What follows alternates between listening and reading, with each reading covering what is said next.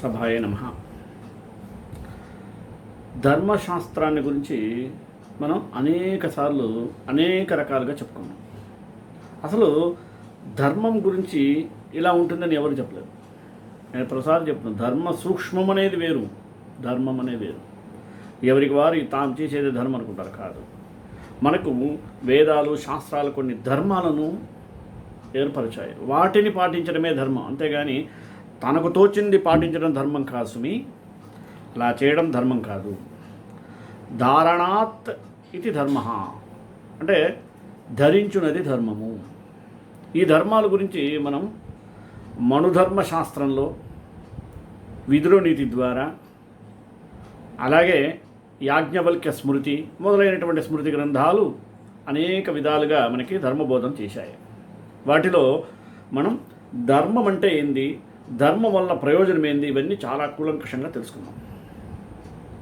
గతంలో అంటే ఈ ఎపిసోడ్కు ముందు ఎపిసోడ్లో వ్యవహార ధర్మశాస్త్రం అనే దాని మీద మీకు చెప్పున్నాను. అంటే ధర్మశాస్త్రాల్లో పలు విధాలు, దాంట్లో వ్యవహార ధర్మశాస్త్రం ఎలా ఉంటుంది, అప్పు రుణము వాటి గురించి ఎలా, ఆస్తి హక్కు ఎలా ఉంటుంది మొదలైనటువంటి వాటినన్నిటినీ ఇప్పుడు చట్టాలు కాదు, మన ప్రాచీన మహర్షులే చట్టాల రూపంలో నిర్దేశించారు. అటువంటి వాటిని మనం కూలంకషంగా చర్చించి తెలుసుకున్నాం. ఈరోజు మీ ముందుకు వచ్చిన అంశం ఏంటంటే ప్రాయశ్చిత్త ధర్మములు. ఎందుకని మనిషి ఒక్కోసారి తెలుసో తెలియకో ఏదో తప్పులు చేస్తుంటాడు. తప్పులే కాసుమి పాపాలు కూడా చేస్తుంటాం. మరి ప్రతిదానికి ఒక పరిష్కారం ఉండాలి కదా. పరిష్కారం లేని సమస్య ఉంటుందా? సమస్య ఎప్పుడు కూడా పరిష్కార దిశగానే ఉంటుంది. కనుక పరిష్కారాన్ని సూచించేటువంటి ధర్మాలను ప్రాయశ్చిత్త ధర్మాలు అంటారు. మనిషి ఏ పని చేసినా సరే తనకి తగినటువంటి ధర్మబద్ధంగా చేయాలి. కానీ చాలామందికి ధర్మము తెలియదు, ధర్మం యొక్క సూక్ష్మం అంతకన్నా తెలియదు. అలాంటి సందర్భాల్లో ఏం చేస్తుంటారు, తాము అనుకున్నదే సముచితమైనదని భావిస్తుంటారు. అలా భావిస్తూ తెలియకుండా తప్పులు చేస్తుంటారు. కొంతమంది చెప్పినా దాంట్లో ఏముందిలే అని చెప్పి తప్పులు చేస్తుంటారు. ఏది ఏమైనప్పటికీ కూడా ధర్మాన్ని అతిక్రమించరాదు. ధర్మో ధారయతే ప్రజా, ఎందుకంటే ధర్మమే ఈ జనులందరినీ కూడా మోస్తుంది. ధర్మమూల విధం జగత్తు, దాన్ని మనవాళ్ళు మార్చారు, ధనమూల విధం జగత్తు కాదు, ధర్మమూలం. ఈ సృష్టి అంతా కూడా ధర్మాన్ని అంటిపెట్టుకునే ఉంటుంది. ధర్మం అంటే అంత గొప్పది. అటువంటి ధర్మాల్లో అనేక ధర్మాలు మీకు తెలియజేస్తే ఈరోజు ప్రత్యేకంగా ప్రాయశ్చిత్త ధర్మాలు. మనం ఏ పాపాలు చేస్తుంటాం, వాటికి నిష్కృతి ఏంది, పరిష్కారాలు ఏంది, వేటికి పరిష్కారం లేవు, వేటికి ప్రాయశ్చిత్తం చేసుకోవచ్చు అనే వాటిని కూలంకషంగా మన ధర్మశాస్త్రాలు మనకి నేర్పాయి, చెప్పాయి. వాటిని లోతుగా పరిశీలించి మీ ముందుకు తీసుకొస్తాను. చూడండి, వినండి. మనం ఏ పని చేయరాదు, ధర్మశాస్త్రాలు నిషేధం చేశాయి. ఏ పని చేయాలి, వాటిని మనం సరిగా అవగాహన చేసుకోకుండా మనకు తోచిన విధంగా చేయడం అధర్మము. అలా గనక మనం ధర్మశాస్త్రాన్ని కనుక క్షుణ్ణంగా తెలుసుకున్న వాళ్ళమైతే మనం ఈ సమాజం ఈరోజు ధర్మం 4 పాదాలతో నడుస్తూ ఉండేటట్లు ఉండేది. కానీ ప్రస్తుతం అది లేదు కదా. కారణం ఏంటంటే అసలు ఎవరికి కూడా ధర్మాలంటే ఏంది తెలియదు. ఎవరికి తోచిన వాళ్ళే చెప్తుంటారు. 10 మందిని అడిగితే 10 రకాలుగా చెప్తుంటారు. ఏది ఏమైనప్పటికీ ధర్మం విషయంలో ప్రతి ఒక్కళ్ళకి సరైనటువంటి సదవగాహన లేదు, అభిప్రాయము లేదు. అటువంటి వాటిని మనం క్షుణ్ణంగా తెలుసుకోకపోతే మనం అనుకునేదే ధర్మం అనుకుంటాం. వాటిని చిత్తశుద్ధితో నెరవేర్చకపోతే అవి మనకి అధర్మంగా మెడకు చుట్టుకొని మన యొక్క జీవిత రథాన్ని ముందుకు సాగనీయకుండా ఆపేస్తాయి. అందుకని ధర్మం ఏంది, ధర్మ సూక్ష్మాలేంది అని బాగా మనకి తెలుసుకొని ఉండాలి. ఇప్పుడు ప్రతి ఒక్క దానికి ఒక పరిష్కారం ఉంటాయి. ఉన్నట్టుండి ఫ్యాన్ తిరగట్లేదు, సమస్య వచ్చింది, పరిష్కారం ఎలక్ట్రీషియన్ పిలిపిస్తే ఏదో వైండర్ పోయిందనో ఏదో ఒకటి స్టార్టర్ పోయిందనో ఏదో చెప్తాడు, దాంతో మనం సమస్య పరిష్కరించుకున్నాం. అలాగే జీవితంలో కూడా తెలుసో తెలియకో చేసిన పాపాలన్నిటికీ కూడా ప్రాయశ్చిత్త ధర్మాలు ఉన్నాయి. అవి ఏంది, వాటిని కూలంకషంగా మీకు తెలియజేయటమే నా ఉద్దేశం. కనుక ఈరోజు మీ ముందుకి ప్రాయశ్చిత్త ధర్మములు అనే అంశం మీద ఉపన్యసించడానికి ముందుకొచ్చాను. మొదటగా ప్రార్థన. శుక్లాంబరధరం విష్ణుం శశివర్ణం చతుర్భుజం ప్రసన్నవదనం ధ్యాయేత్ సర్వవిఘ్నోపశాంతయే.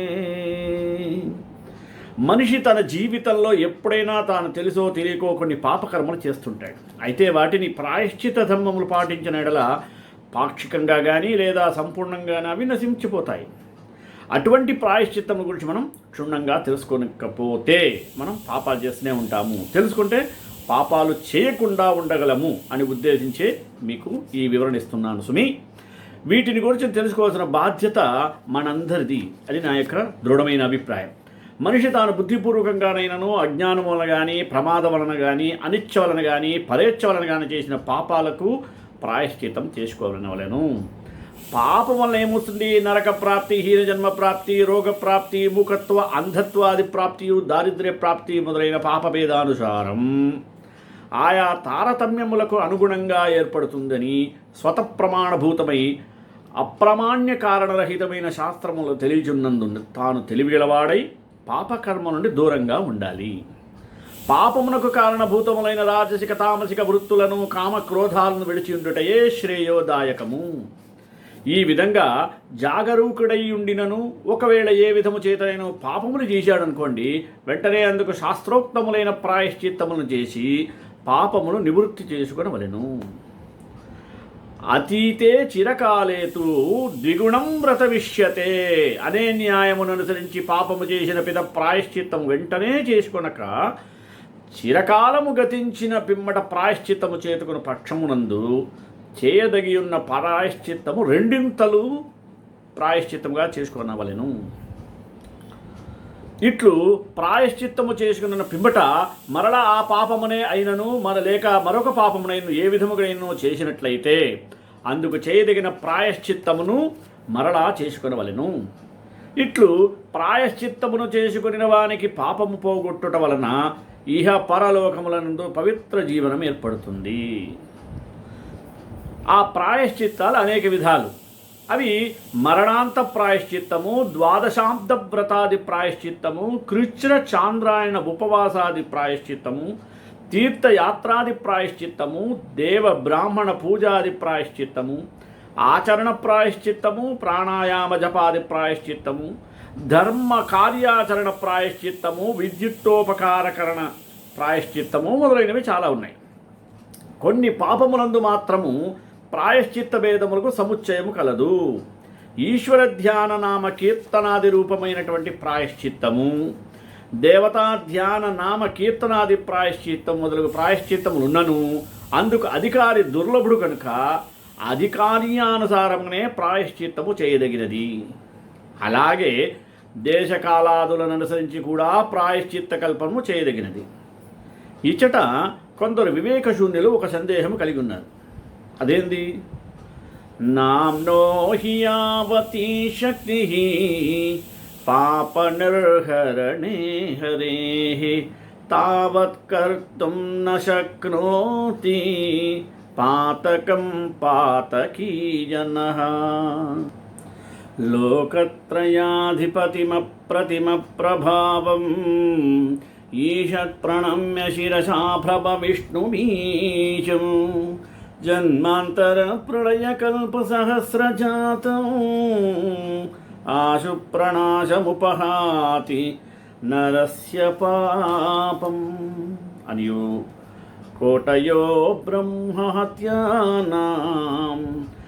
ఆగమ్యాగమకోటయః సద్యః ప్రళయమాయాంతి మహాదేవేతి కీర్తనాత్ అనియు మొదలగు వచనముల వలన ఒక పర్యాయము భగవన్నామస్మరణమును గాని భగవన్ నమస్కారమును గాని చేసిన వానికి అనేక కోటి జన్మార్జిత సకల పాపములు నశించుట నిశ్చయమని చెప్పి ఉండగా, అనేక పర్యాయములు భగవన్నామము యొక్క స్మరణాదులు చేసిన వానికి పాపం ఎక్కడుంటుంది? ప్రాయశ్చిత్త శాస్త్రముతో ప్రయోజనమేమున్నది? ఎట్టివాడైనను ఒక పర్యాయమైనను అజ్ఞాన ప్రమాదాదుల చేతనైనను భగవన్నామస్మరణాదులు చేయకనుండజాలడు కదా. ఒకవేళ మేము ఉదహరించిన ఈ వచనములు బుద్ధిపూర్వకముగా భగవన్నామస్మరణాదులు చేసిన వారికే దక్కునని మీరు అర్థం చేసుకుందరేమో. అట్లయితే బుద్ధిపూర్వకంగా భగవన్నామస్మరణను ఇప్పుడే చేసేదను, ఇక మాకు పాపము లేదు అని నిశ్చయం కొందరు వివేకీనులు అనుకుంటున్నారు. ఇందుకు సమాధానం ఏంటంటే, భగవంతుడు ఒక పరమేశ్వరుడు నిరవధి కృపాజలధియును భక్త వత్సలుడు అయినవాడు గనుకనే ఒక పర్యాయము మాత్రము తన నామమును సంపూర్ణ భక్తితో స్మరించువానికి సకల పాపము నిర్మూలముగా పోగొట్టుటకు సందేహం లేదు అంటూ మాకు సమ్మతమే. అయితే నీకు మాత్రం పరిపూర్ణ భక్తి లేదనట నిశ్చయం గనుక సకల పాపాలు నీకు ఒక పర్యాయము భగవన్నామస్మరణ వల్ల పోజాలవు. మరి సకల పాపములు కూడా పోజాలకపోవట కారణము శ్రద్ధాభక్తులు లేకపోవటమే. అందువలన బ్రహ్మహత్యాది పాపమునందు ద్వాదశాబ్ద వ్రతాది ప్రాయశ్చిత్తమును భక్తితో శాస్త్ర విశ్వాసము గలవాడై అనుష్ఠిస్తేనే ఆ బ్రహ్మహత్యా పాతకం పోతుంది. అట్టు చేస్తే నీకు బ్రహ్మహత్యాది పాపము పోవుచున్నది అంటారు కదా. అట్టు కాకుండా 1,00,000 పర్యాయములు భగవన్నామరణ చేసినా నీకు బ్రహ్మహత్యాతం పోతుంది. ఒకవేళ ద్వాదశాబ్ద వ్రత ప్రాయశ్చిత్తం అనుకున్నను భక్తితో భగవన్నామస్మరణ చేయటమేలని నీకు దోచిన పక్షమున ఏం చేయాలి? 720 ప్రాజాపత్య కృత్యములగుచున్నవి కనుక కృచ్రమునకు 1,50,000 పర్యాయములు భగవన్నామస్మరణమును ప్రత్యామ్నాయం కనుక కొంచెము తక్కువగా అంటే 11 కోట్ల పర్యాయము భగవన్నామస్మరణమును ఎలా భక్తి శ్రద్ధలతో చేయుము. అట్లు చేసినట్లయితే నీకు బ్రహ్మహత్యా పాతకం పోవుతున్నది. నీకు పరమేశ్వరుని యందు అల్ప భక్తి కలదు కానీ సంపూర్ణ భక్తి లేదనుట ఎలాగంటే చెప్పేది నేను. వైరాగ్యము లేక సంపూర్ణ భక్తి ఉండజాలదు కదా. మరియు సంపూర్ణముగా పరమేశ్వరుని నమ్మిన భక్తుడికి పరమేశ్వరుడు ఏం చేస్తాడు? చతుర్విధ పురుషార్థాలను ఇస్తుండగా మరొక దేవుని ప్రార్థించుటయేలా కదా. మరొక వేళ పరమభక్తుడు చతుర్విధ పురుషార్థములు కోరకనే ఉండును. మోక్షమును కూడా కోరని పరమభక్తుడు త్రివర్గమును కోరునా? ఎందుకే నపరిలషంతి కేచిదపవర్గమపీశ్వరేతే చరణ సరోజహంసకులసంగ విశ్వష్టగృహా అని శ్రీమద్భాగవతం ముందు శృతి గీతల యందు చెప్పబడినది. మరియు అణిమా మహిమాది సర్వసిద్ధులు ఒక పర్యాయము ఈశ్వరనామ ఉచ్చారణ వలనే కలుగుతున్నవి కదా. ఇందుకు ఏమంటారంటే సకృదుచ్చారణాదేవా సర్వసిద్ధి ప్రదాయకం యన్నామంతమహేశానం శరణం యామి శంకరం అనే వచనం ఉన్నది కదా. ఆ ప్రకారం నీవు ఒక పర్యాయం మాత్రమే గాక 1,000,000 పర్యాయాల భగవన్నామ స్మరణ చేసినప్పటికీ కూడా సర్వసిద్ధి కలుగునేరదు. మరియు ఒక పర్యాయము పరమేశ్వర నామోచ్చారణము చేసినంత మాత్రము చేతనే ముక్తి కలుగుచున్నది కదా. ఎందుకేమంటారు? మహాదేవ మహాదేవ మహాదేవేతి యో వదేత్ ఏకవారాద్ భవేన్ముక్తి ద్వాభ్యాం దేవో భవేద్రుణి అనడి వచనం ఉన్నది కదా. ముక్తుడు సర్వజ్ఞత్వ సత్య సంకల్పత్వాది మహిమ గలవాడే గాని నీవలే ధన్యము అన్యుడు కాదు కదా. ఇట్టి మహిమ గల ముక్త 1,00,00,000 పర్యాయములు భగవన్నామ స్మరణము వలన నీ వంటి వానికి ముక్తియు సర్వసిద్ధియు కలుగునేరదని మా అభిప్రాయం కాదు. నీవు విశేష శ్రద్ధాభక్తుల చేత భగవన్నామ స్మరణాదులు నిరంతరం చేయగా క్రమంగా చాలా కాలానికి భక్తిపూర్ణమై దానిచే ఆత్మజ్ఞానం కలిగి దానిచే ముక్తి కలుగుచున్నది. ఒకవేళ ఈ జన్మమునందు ముక్తి కలుక్కపోయినా నీవు భక్తితో భగవన్నామస్మరణ చేయటం వ్యర్థము కాదు. కొన్ని జన్మాంతరములు వెళ్ళిపోయిన పిమ్మట తప్పకుండా ముక్తి కలుగుతుంది. సర్వసిద్ధి విషయమును కూడా ఇదే ప్రకారము చేయవలెను. అందుకే చెప్పబడుతుంది ప్రయత్నాద్యతమానస్తు యోగీశం శుద్ధకిల్బిషః అనేక జన్మ సంసిద్ధః తతో యాతి పరాంగతిం. భగవద్గీత ఏం చెప్తుంది? బహూనాం జన్మనామంతే జ్ఞానవాన్ మాం ప్రపద్యతే అని భగవద్గీత యందు భగవానుడు చెప్పాడు కదా. అందువలన ప్రాయశ్చిత్త శాస్త్రము సార్థకమైనదని తెలియజేస్తుంది. బ్రహ్మహత్య, సురాపానం, బ్రాహ్మణ హత్య, సువర్ణస్థేయము, గురుపత్ని సమాగమము ఇవి మహాపాతకాలు. పాతకాల లిస్టు చూడండి. ఈ మహాపాపాలు చేసిన వారితో సహవాసము చేసిన వాడు 5వ మహాపాపి అని తెలియదగుచున్నది. ఇంకా స్నేహితుని భార్య, ఉత్తమ జాతీయురాలకు కన్య, భగిని, చండాల స్త్రీ, సమాన గోత్రురాలైన స్త్రీ, కోడలు వీరిని సంగము చేయుట ప్రత్యేకంగా గురుభార్య సమానమే అగును. ఈ చెప్పిన వారిలో ఎవరినైనను సంగమించి రేతస్సకమున్నను పూర్వమే సంగము చాలించి ఉన్నవానికి ప్రాయశ్చిత్తము తక్కువ రేతస్సేకము కూడా ఉన్నచో మహాప్రాయశ్చిత్తము గురుభార్యాగమనము అనగా కన్న తల్లి యొక్క గమనమని అర్థం.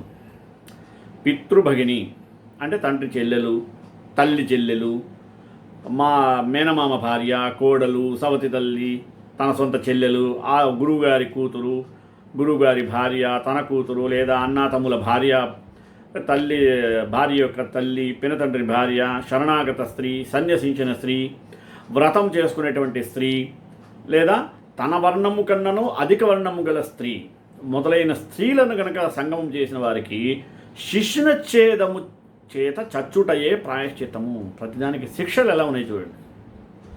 శిష్ణచ్ఛేదం చేస్తే ప్రాయశ్చిత్తం అవుతుంది.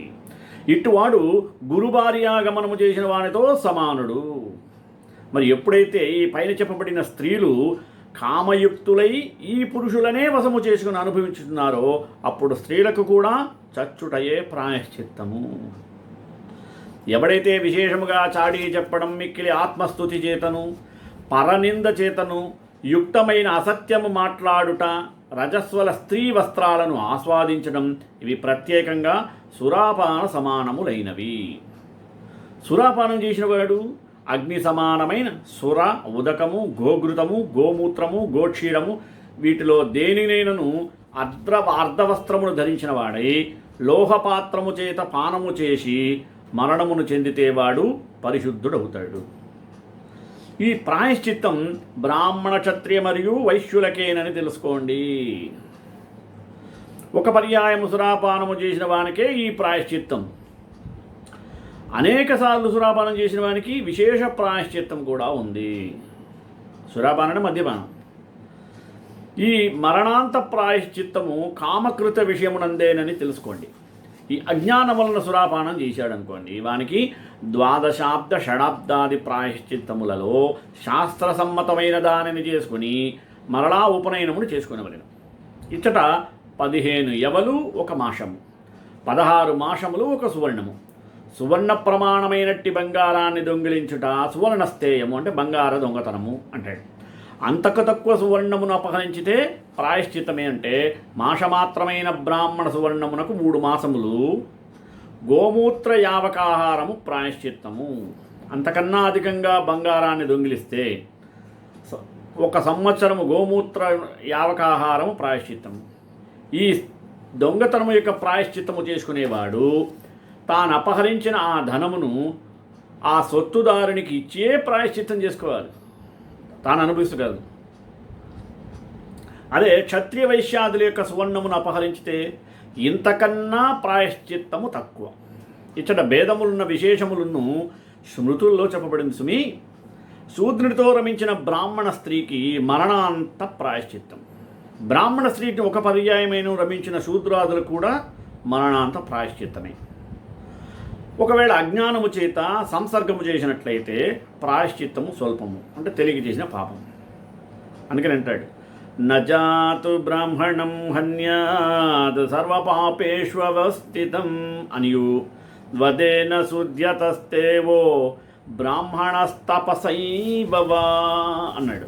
అంటే బ్రాహ్మణుడు మరణాంతరం ప్రాయశ్చిత్తంబైన పాపమందు తత్ప్రాప్త్యామ్నాయములకు జపాదులనే చెప్పబడింది. అంటే జపాదులు దేని ఎందైనా అధికారిగా ఉన్న పక్షమందు వధరూపమైన ప్రాయశ్చితం విధించవలెను. ఇంకా ఏం చెప్తుంది చూడండి, ధర్మశాస్త్రం ప్రతిదానికి ప్రాయశ్చితం చెప్తుంది.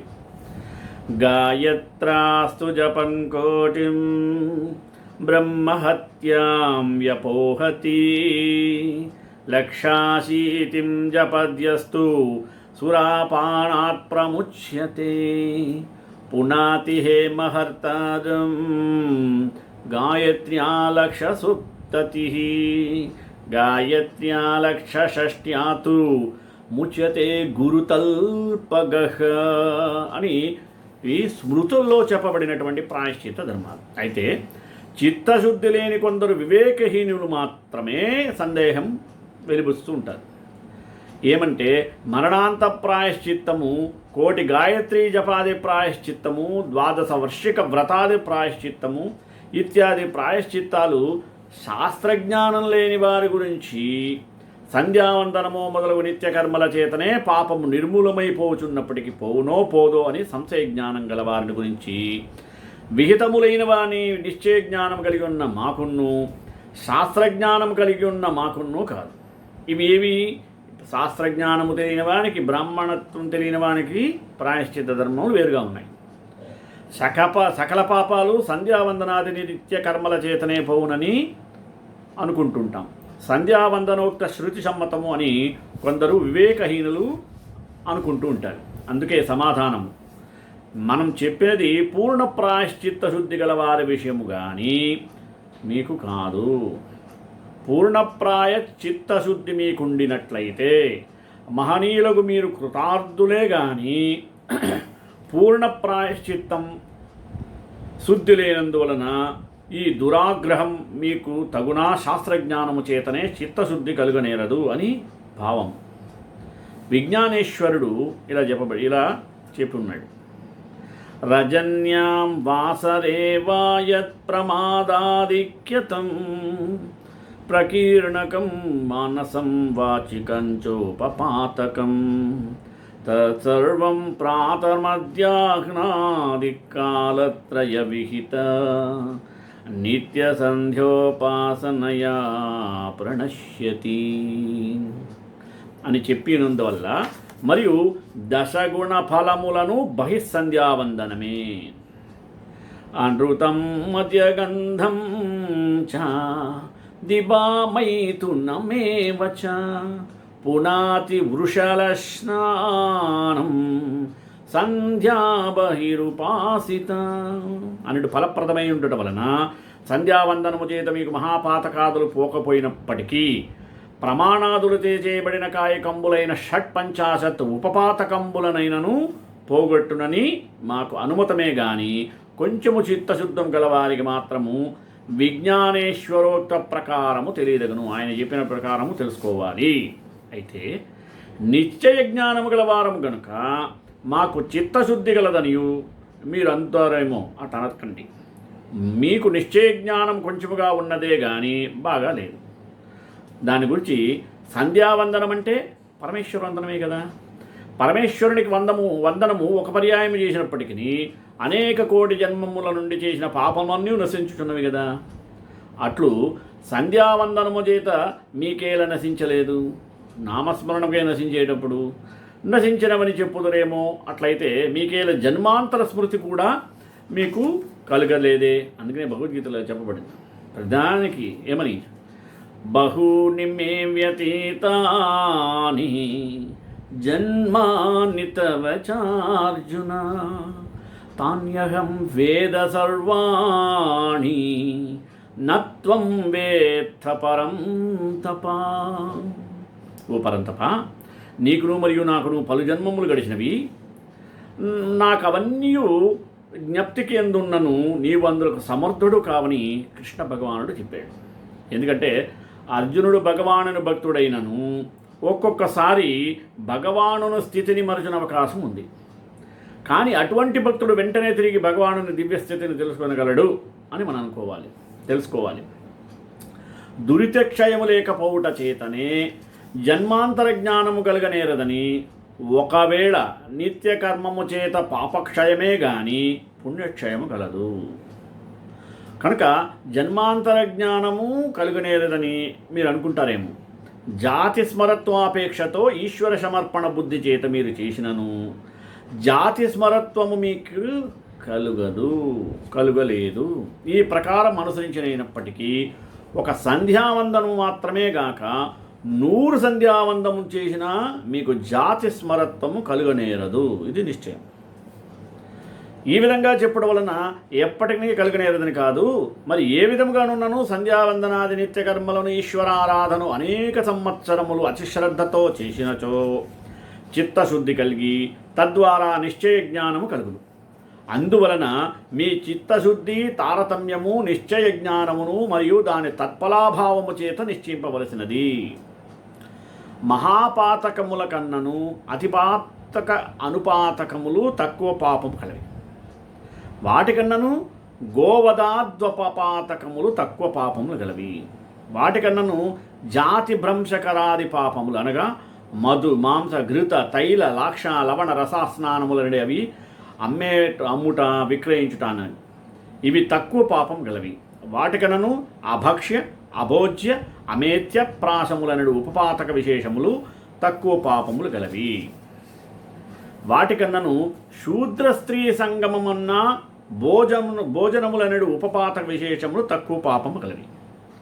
వాటికన్నా ప్రకీర్ణ పాపములు తక్కువ పాపములు గలవి.